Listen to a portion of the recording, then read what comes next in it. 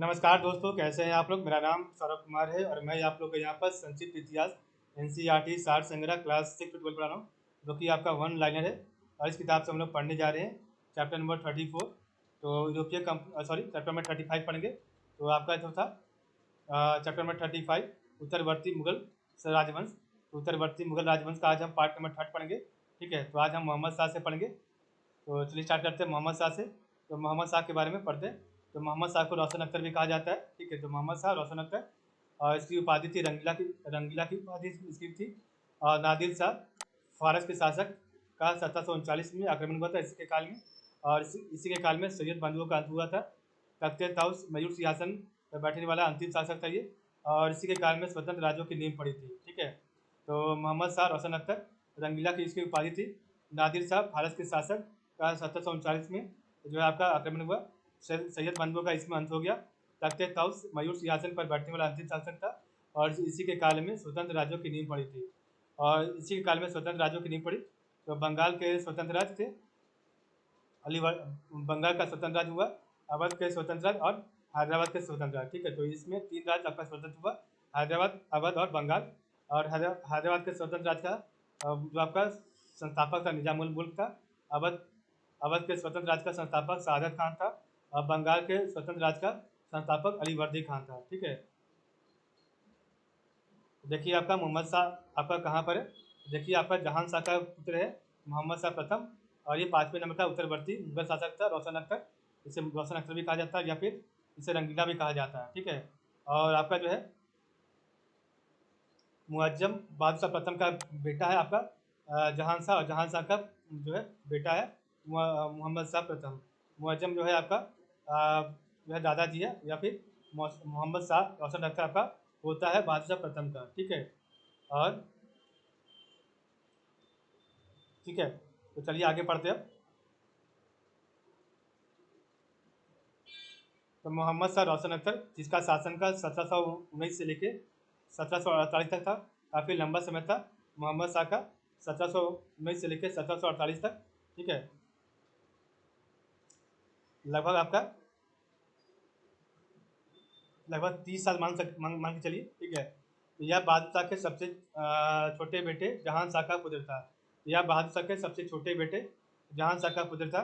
मोहम्मद शाह अपना अधिकतर समय पशु युद्धों को देखने में व्यतीत करता था। उसकी प्रशासन के प्रति उदासीनता, मदिरा और सुंदरी के प्रति रुचि होने के कारण लोग इसे रंगीला कहा करते थे। इसी काल में सैयद बंधु का अंत हुआ था। तो यह बहादुर शाह के सबसे छोटे बेटे जहान शाह का पुत्र था। मोहम्मद शाह अपना अधिकतर समय पशु युद्धों को देखने में व्यतीत करता था। उसकी प्रशासन के प्रति उदासीनता, मदिरा और सुंदरी के प्रति रुचि होने के कारण लोग उसे रंगीला कहा करते थे। इसी काल में सैयद बंधुओं का अंत हुआ। मोहम्मद शाह के शासनकाल में निजाम उल मुल्क ने हैदराबाद राज्य की नींव डाली। शहादत खान ने अवध में अपने राज्य का स्वतंत्र कर लिया। इसी तरह बंगाल, बिहार, उड़ीसा भी स्वतंत्र हो गए। तो मोहम्मद शाह के शासनकाल में निजाम उल मुल्क ने हैदराबाद राज्य की नींव डाली। शहादत खान ने अवध को अपने राज्य से स्वतंत्र कर लिया। और इसी तरह बंगाल, बिहार, उड़ीसा भी स्वतंत्र हो गए। बाजीराव प्रथम के नेतृत्व में मराठे केवल 500 घुड़सवार लेकर मार्च 1737 में दिल्ली में प्रवेश कर गए, परंतु उनका किसी ने विरोध नहीं किया। फारस के शासक नादिर शाह ने 1739 में मोहम्मद शाह के समय दिल्ली पर आक्रमण किया था। तो फारस के शासक नादिर शाह ने 1739 ईस्वी में मोहम्मद शाह के समय दिल्ली पर आक्रमण किया था। ठीक है, नेक्स्ट आपका अहमद शाह 1748 से लेके 1754। तो अहमद शाह 1748 से लेके 1754 तक। तो मोहम्मद शाह के मृत्यु के बाद उसका एकमात्र पुत्र अहमद शाह राजगद्दी पर बैठा। और इस मुगल सम्राट के काल में मुगल अर्थव्यवस्था छिन्न भिन्न हो गई। सेना को वेतन देने के लिए शाही सामान बिकने लगे तथा कई जगह वेतन नहीं मिलने से सेना ने विद्रोह कर दिया था। तो मोहम्मद शाह की मृत्यु के बाद उसका एकमात्र पुत्र अहमद शाह राजगद्दी पर बैठा। तो अहमद शाह, ठीक है, अहमद शाह आपका जो है कि मोहम्मद शाह का बेटा था। ठीक है, और इसका शासनकाल 1748 से लेकर 1754 तक था। और इससे मुगल सम्राट के काल में मुगल अर्थव्यवस्था छिन्न भिन्न हो गई। सेना को वेतन देने के लिए शाही सामान बिकने लगे तथा कई जगह वेतन नहीं मिलने से सेना ने विद्रोह कर दिया था। इसी के शासनकाल में 1748 में अहमद शाह अब्दाली ने जो है भारत पर आक्रमण किया। और इसके समय में राष्ट्रीय कामकाज का नेतृत्व राजमाता उद्धम भाई उपाधि किबला ए आलम कर रही थी। ठीक है, उसी के शासनकाल में 1748 ईस्वी में अहमद शाह अब्दाली ने भारत पर आक्रमण किया और इसके समय में राजकीय कामकाज का नेतृत्व राजमाता उधम भाई उपाधि किबला आलम कर रही थी। और इसके समय में इसका प्रिय हिजड़ा इसके समय में इसके प्रिय हिजड़ा जावेद खान दरबारी राजनीति का नेता बन चुका था। जावेद खान को नवाब की उपाधि प्रदान की गई थी। तो जावेद खान को नवाब की उपाधि प्रदान की गई थी, ठीक है। तो जावेद खान को नवाब की उपाधि प्रदान की गई थी और राजमाता उधम भाई उपाधि किबला आलम का कर रही थी। इसके समय में इसका प्रिय हिजड़ा जावेद खान दरबारी राजनीति का नेता बन चुका था। जावेद खान को नवाब की उपाधि प्रदान की गई थी, ठीक है। नेक्स्ट आपका है नीचे। तो सफदर जंग ने जब जावेद खान की हत्या कर दी तब अहमद शाह ने इमादुल मुल्क को वजीर बनाया। तो सफदर जंग ने जब आपका जो है जावेद खान की हत्या कर दी तब अहमद शाह ने इमादुल मुल्क को वजीर बनाया। और इसी गाजी उद्दीन इमाद उल मुल्क ने अहमद शाह को राज सियासत से हटाकर अंधा कर कारागार में डाल दिया तथा जहांदार शाह के पुत्र अली आलमगीर द्वितीय को सियासत में बैठाया, ठीक है। तो सफदर जंग ने सबसे पहले जावेद खान की हत्या कर दी, क्योंकि आपका जावेद खान कौन था? तो आपका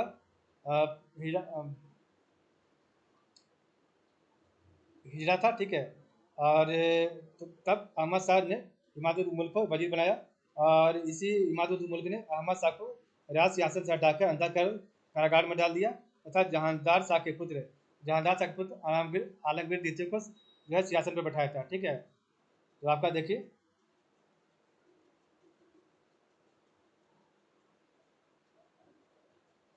तो जहांदार शाह के पुत्र जो थे आपके आलमगीर द्वितीय को बैठाया था गद्दी पर, ठीक है। किसने? इमादुल मुल्क ने, ठीक है, क्योंकि वजीर था उस समय। नेक्स्ट आपका है आलमगीर द्वितीय। इसका शासनकाल 1754 से लेकर 1758 तक था। तो 1754 से लेकर 1758 तक आलमगीर द्वितीय का समय काल था। इसका नाम अजीजुद्दीन था, ठीक है, इसका नाम अजीजुद्दीन था। इसी काल में अब्दाली ने दिल्ली में जो है प्रवेश किया। आलमगीर द्वितीय पलासी के युद्ध के समय जो है मुगल सम्राट था। तो इसका नाम अजीजुद्दीन था। इसी काल में अब्दाली ने दिल्ली में प्रवेश किया था, ठीक है। और आलमगीर द्वितीय पलासी युद्ध के समय मुगल सम्राट था, ठीक है, बैटल ऑफ प्लासी के समय में।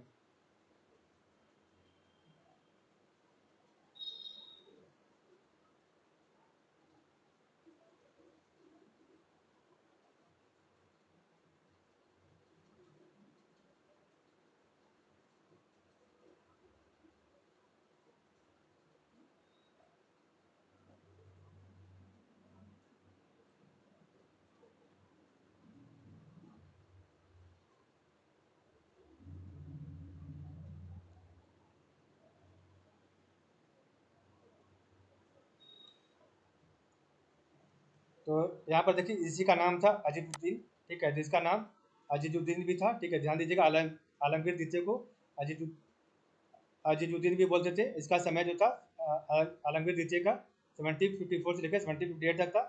उसके बाद आपका जो शासक बना उसका नाम था शाहजहां तृतीय। तो शाहजहां तृतीय 1758 से लेकर 1759 तक था। तो शाहजहां तृतीय 1758 से लेकर 1759 तक, ठीक है। तो देखिए आपका यहाँ पर शाहजहां तृतीय यहाँ पर है। तो ये मोहम्मद कामबख्श का बेटा था और ये मुही उल मिलर के नाम से था। इसने शाहजहां तृतीय की उपाधि प्रदान दिया था, ठीक है। तो मोहम्मद कामबख्श का बेटा मुही उल मिलर और इसने उपाधि धारण किया था शाहजहां तृतीय का, ठीक है।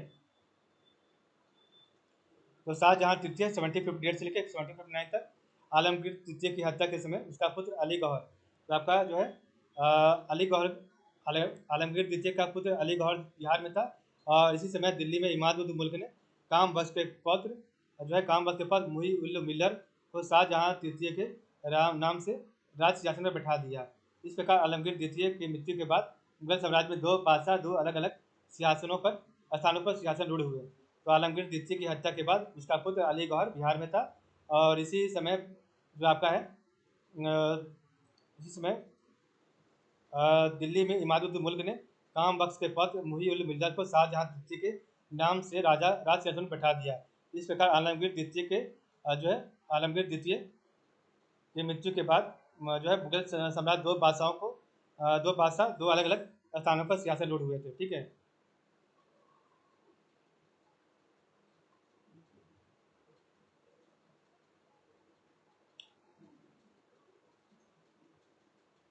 तो इसका नाम था अली गौहर, जो कि उस समय आपका जो है आलमगीर द्वितीय का बेटा का नाम था अली गौहर।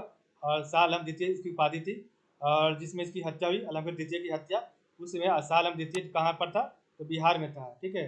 और उसी समय क्या किया इमादुल मुल्क ने, तो इमादुल मुल्क ने जो है मोहम्मद काम बख्श के जो है आपका पुत्र था या पौत्र था जो भी, तो मुही उल मिल्लत, ठीक है, तो जो कि आपका शाहजहाँ तृतीय की उपाधि से बैठा था, उसको राजा बनाया था 1 साल के लिए, ठीक है।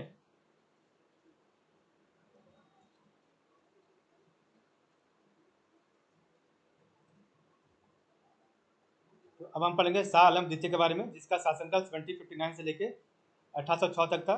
तो इसका नाम अली गौहर था। तो इसका नाम अली गौहर था। इसके शासनकाल में पानीपत का तृतीय युद्ध हुआ 1761 में, तथा बक्सर करीब 1764 में हुआ था। शाह आलम द्वितीय ने क्लाइव को बंगाल, बिहार एवं उड़ीसा की दीवानी प्रदान की, और 1765 ईस्वी से लेकर 1772 ईस्वी तक यह अंग्रेजों के संरक्षण में इलाहाबाद में रहा। तो शाह आलम द्वितीय ने क्लाइव को बंगाल, बिहार एवं उड़ीसा की दीवानी प्रदान की, और 1765 ईस्वी से लेकर 1772 ईस्वी तक यह अंग्रेजों के संरक्षण में इलाहाबाद में रहा। 1772 ईस्वी में शाह आलम द्वितीय मराठों के संरक्षण में दिल्ली पहुंचा, तथा 1803 ईस्वी तक मराठों के संरक्षण का स्वीकार किया। गुलाम कादिर ने 1788 ईस्वी में शाह आलम द्वितीय को अंधा करवा दिया था, ठीक है। तो गुलाम कादिर ने 1788 ईस्वी में शाह आलम द्वितीय को जो है अंधा करवा दिया था, ठीक है। और 1772 ईस्वी में शाह आलम द्वितीय मराठों के संरक्षण में दिल्ली पहुंचा, तथा 1803 तक मराठों का संरक्षण में स्वीकार किया था, ठीक है। 1803 ईस्वी में अंग्रेज सेनापति लेक ने दौलत राव सिंधिया को पराजित किया, तथा शाह आलम द्वितीय ने अंग्रेजों का संरक्षण स्वीकार कर लिया, और दिल्ली पर अंग्रेजों का अधिकार हो गया, तथा मुगल सम्राट अंग्रेजों का पेंशनर बन गया। और 1806 ईस्वी में शाह आलम द्वितीय की हत्या कर दी गई। तो 1803 ईस्वी में अंग्रेज सेनापति लेक ने दौलत राव सिंधिया को पराजित कर किया, तथा शाह आलम द्वितीय ने अंग्रेजों का संरक्षण स्वीकार किया, ठीक है। और दिल्ली पर अंग्रेजों का अधिकार हो गया, तथा मुगल सम्राट अंग्रेजों का पेंशनर बन गया। 1806 ईस्वी में शाह आलम द्वितीय की हत्या कर दी गई थी। नेक्स्ट आपका राजा बना, उसका नाम था अकबर द्वितीय, जिसका समयकाल 1806 से लेकर 1837 तक था। तो 1806 से लेकर 1837 तक था अकबर द्वितीय का समयकाल। तो अकबर द्वितीय ने राम मोहन राय को जो है राजा की उपाधि दी। राजा राम मोहन राय और मुगल सम्राट की पेंशन हेतु इंग्लैंड गए, जहाँ ब्रिस्टन में मृत्यु हो गई। तो अकबर द्वितीय ने राम मोहन राय को राजा की उपाधि दी, और राजा राम मोहन राय मुगल सम्राट की पेंशन हेतु इंग्लैंड गए, जहाँ ब्रिटेन में उनकी मृत्यु हो गई। अकबर द्वितीय के शासनकाल 1835 में मुगलों के सिख को बंद करवा दी गई, और इसकी बादशाहत लाल किले तक सीमित थी, और वास्तविक सत्ता अंग्रेजों के हाथों में थी। तो अकबर द्वितीय के शासनकाल में अकबर द्वितीय के शासन में 1835 में मुगलों के सिक्के बंद करवा दिए गए, ठीक है, और इसकी बादशाहत लाल किले तक सीमित थी, और वास्तविक सत्ता अंग्रेजों के हाथों में थी, ठीक है। नेक्स्ट है बहादुर शाह द्वितीय। आपका जो 1837 से लेकर 1857 तक था। तो बहादुर शाह द्वितीय 1837 से लेकर 1857 तक यह अंतिम मुगल बादशाह था, जिसका उपनाम जफर था। 1857 ईस्वी के विद्रोह के बाद बहादुर शाह को बंदी बना लिया गया था, ठीक है। और कानूनी रूप से मुगल सम्राट 1 नवंबर 1858 को महारानी विक्टोरिया के घोषणा पत्र से समाप्त हुआ। 1857 ईस्वी के विद्रोह में भाग लेने के कारण अंग्रेजों ने बहादुर शाह जफर को गिरफ्तार कर मुकदमा चलाया, और अंत में इसे निर्वासित कर रंगून भेज दिया, जहाँ 1862 ईस्वी में जो है इसकी मृत्यु हो गई, और रंगून में इसकी कब्र स्थित है, ठीक है।